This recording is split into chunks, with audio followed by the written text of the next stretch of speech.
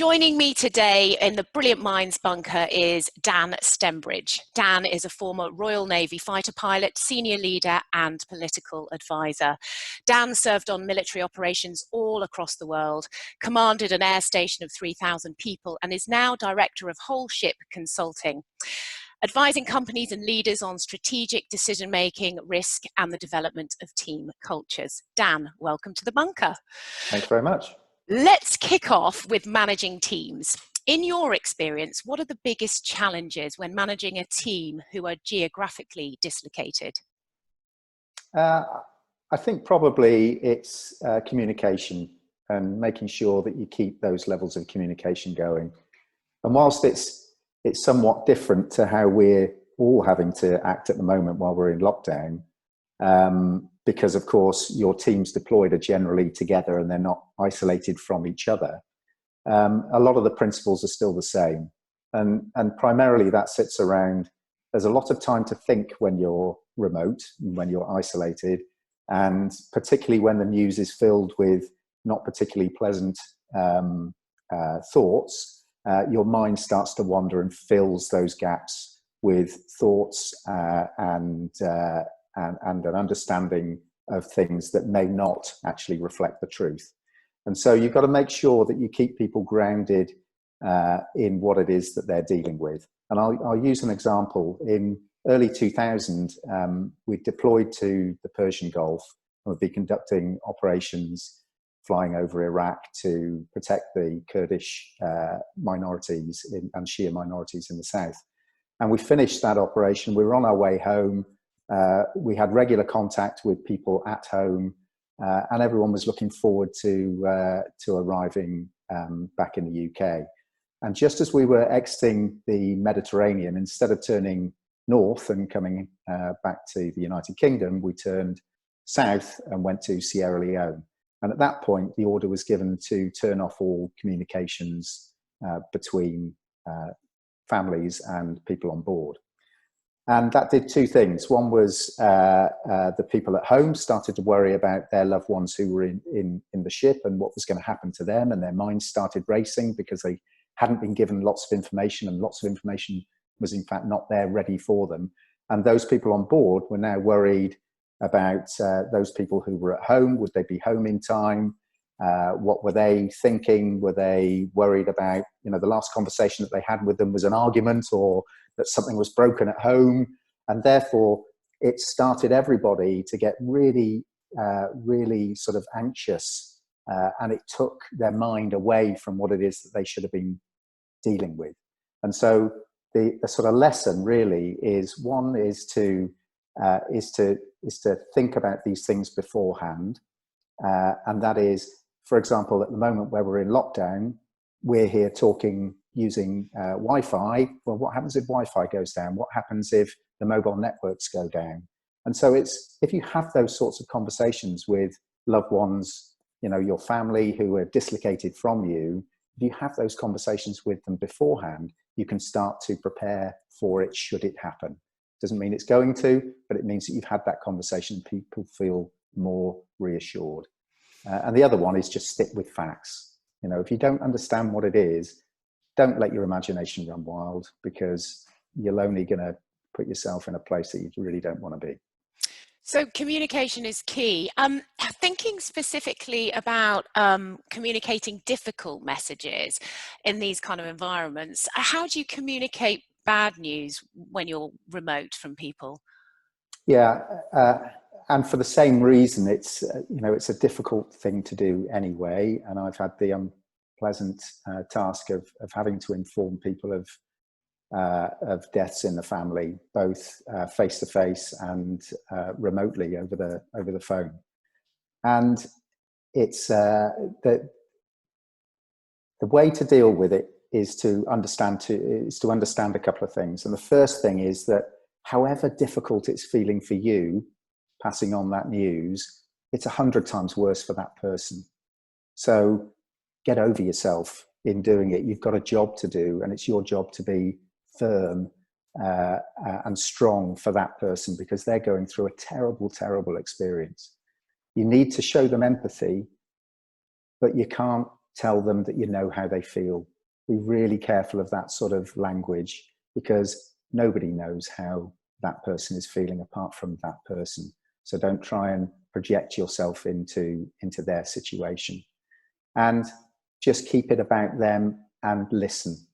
And the other one, I think, is get to the point quickly. If you are the person that is informing somebody of bad news, don't beat around the bush with it, because they're only going to guess by the tone of your voice, by the look in your eyes.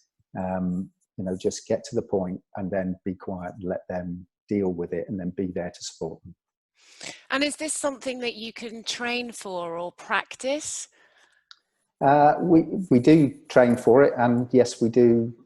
When we're doing that training, we do practice it. But I can certainly recall the first time I did it. Maybe I reached back into that training, but ultimately you just have to switch to you're there to do a job for that person and be the best support that you can be for that person.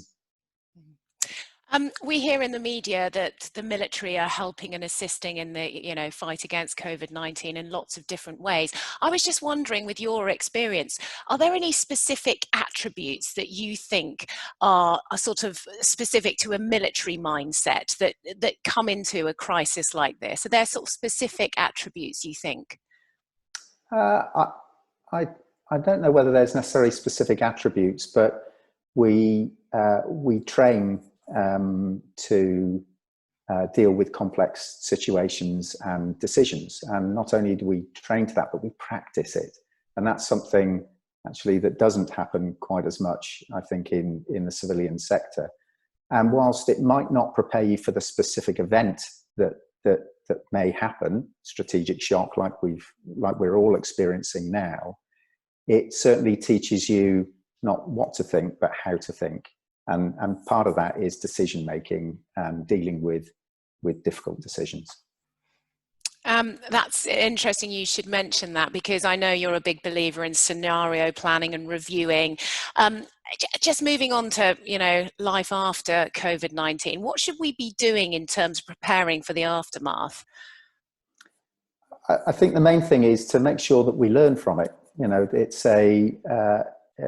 when we look back on this in years to come, we'll realize what an incredible thing it was for us all to live through.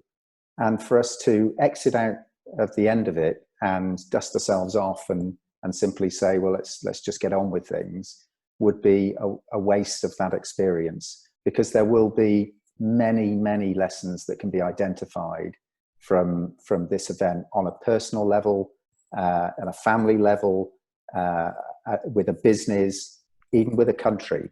The country will have learned things, the government will have learned things in here. Some things they will have done well, some things they will have done bad. And it's you have to understand what happened yesterday to be able to prepare for tomorrow, to make sure that you are informed appropriately and that you'll make good decisions.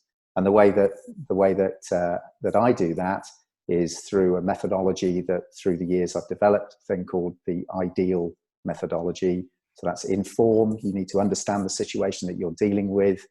You then need to develop a plan or decide on what it is that you're going to do. You then need to execute it in accordance with your plan. But then importantly, you've got the A in there. You've got to analyze, and then you've got to make recommendations, even if it's to yourself, and you've got to learn those and then feed them back into the inform stage and keep that cycle going and going and going. And by doing that, you'll make sure that you learn from both positives and negatives in the way that you've dealt with problems. And is that something that is especially important when you're in a sort of crisis mode, when you're under pressure? Because breaking down complex issues and complex problems just ordinarily, but when you're under pressure, it must be terrifically hard. It is, and I think I think the first thing you've got to do is work out: is it a complex question, problem, or is it a difficult one? And what I mean by that is often decisions that we convince ourselves are complex are not. Now, enacting those decisions is often complex, but the decision itself is not. So a really good example from our current situation is the fact that we've all been placed in lockdown. Now, when you look at the medical facts and you look at what's happened in every other country that's been affected by this, the decision to put people into lockdown is a simple one in effect, but the difficulty and the complexity comes into how do you execute that decision? How do you enforce it? How do you communicate it? What are the so what's in terms of business, in terms of the economy? All those things are hugely complex, but the decision itself is not. So then when you get to the complexity of how to deal with it, you must break it down, because anything by its very nature of being complex is complex because there are so many parts to it. So you have to try and break it down and not multitask. You know, people always talk about aviators must be good at multitasking. I think actually aviators are good at prioritization, not multitasking. You have to triage it. We have a saying which is aviate, navigate, communicate. You know, so if there's a problem in the aircraft, don't talk about it first. Don't work out where you're going. Just aviate. Just keep the aircraft flying. So do those immediate actions, those things that must be done now, and then quickly move into the navigate. In other words, get yourself moving in the right sort of direction and then start communicating it. And it's the same with any complex problem. You have to deal with the things that must be dealt with right away. And they might not be the biggest, most important events, but they might have to happen at that early stage. And then you can start to work through it and prioritize it. And if you do that in that fashion and then apply the ideal principle of learning from that and then feeding that back into your decision making, it will help you eat into those really nutty and difficult complex problems. Just changing the subject a little bit, I know you're a family man with two teenagers in the house. What's the most challenging aspect of lockdown for your household? Well, I don't want to air too much dirty laundry with what those complex issues might be with my family, but I suppose I'll keep it general.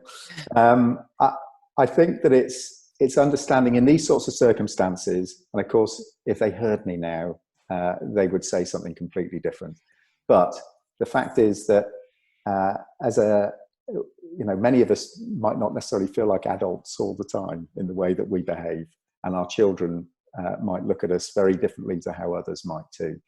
But the fact is that when you are in this sort of situation, you have to remember that actually as the adult, you are in effect a leader, because people in the family will look to the parents to provide that sort of leadership. And so the sort of principles apply the same. And although we don't tend to think about it in that sense, you must recognize that you have a responsibility to your children. And so we've certainly had conversations about respecting each other's time and space, because we're allowed out once a day, and therefore we're spending a lot of time locked down in a house together. And so you need to respect people's space. You need to respect what it is that they're doing, and allow them space to think and to be. And the one to remember mostly with that, I think, is to do that as an adult, because we might say that about putting signs on the door here so that my children don't come walking through the door when we're doing this video, this recording. But I also need to show them the same respect when they're doing things, and to keep out of their way.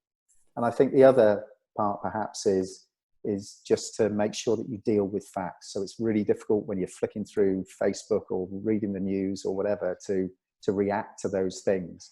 And you need to not hide things from them, but make sure that you've dealt in facts and that you've had a chance to analyze it before you start communicating it to the family.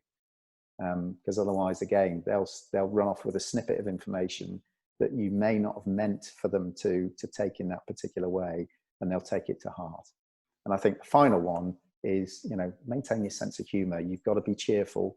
And as a leader, you have to be, a steady but cheerful individual that they're going to look to. Sounds ideal in your house. I might be Oh yeah. popping round for a few more tips. Sadly, we've run out of time, Dan, but thank you so much for joining us in the Brilliant Minds Bunker. It's been fascinating to hear your thoughts, and also some of your, your tips and some of the techniques that you use and continue to use. So keep well, keep safe, keep in touch, and all the best. Thanks, Dan. Brilliant. Thank you.